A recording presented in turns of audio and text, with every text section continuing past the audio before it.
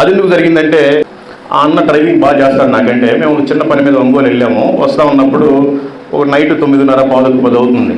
ఒక trolley auto వాడు వచ్చేసి గబుక్కిన జరికిచ్చేసి వెళ్ళిపోయాడు. ఆ వెనకాల ట్యాంక్ డ్యామేజ్ అయింది. ట్యాంకులో ఫుల్ ట్యాంక్ డీజిల్ ఉంది. ఒకవేళ కాలిపోయినట్టయితే ఆ రోజు కాలిపోయేది. మరి దేవుడు కాపాడాడు. అది ఒకవేళ చేయించుకుంటే 30,000 రూపాయలు అయ్యేది. నేను కొద్దిగా పాత మల్లికార్జున గుర్తొచ్చి వాడేంటి అసలు చెప్పకుండా వెళ్ళిపోయాడు, వాడు కథ ఏంటో చూద్దాం పా అని, అన్న నువ్వు దిగు అసలు ఏం నడుపుతావని పాపం ఆయన నరిసేసి లేదు, వాడు వెళ్ళిపోయాడు అన్న కోపంతో ఆయన నరిస్తే ఆయన దిగి కారు ఇచ్చాడు. వాడిని ఏమైనా పట్టుకోవాలని చెప్పేసి బాగా స్పీడ్గా వెళ్ళేటప్పుడు ఆ ట్రాక్టర్ల పూట మట్టి తోలుతున్నారు, పగల పర్మిషన్ లేదని. ఆ మట్టిలో ఒక రాయి రోడ్డు మీద పడి ఉంది. అది నల్లగా కనిపించింది. ఆ స్పీడ్లో కంట్రోల్ చేయడానికి కూడా కుదరదు. అది కూడా నాకు రాయి అని తెలియదు, ఏదో కవర్లే అనుకున్నాను. వేసి కుదటమే కింద సంపు మొత్తం పగిలిపోయి ఆయిల్ మొత్తం పోయి మీటర్లో రెడ్ సిగ్నల్ చూపించింది. బండి కనుక ఆపినట్లయితే 30,000 పని అయిపోయేది. ఆ బండి ఆపకుండా వాడిని పట్టుకోవాలన్న కసితోటి పోవటం వల్ల ఆ బండి మొత్తం సీజ్ అయిపోయి లోపల ఇంజిన్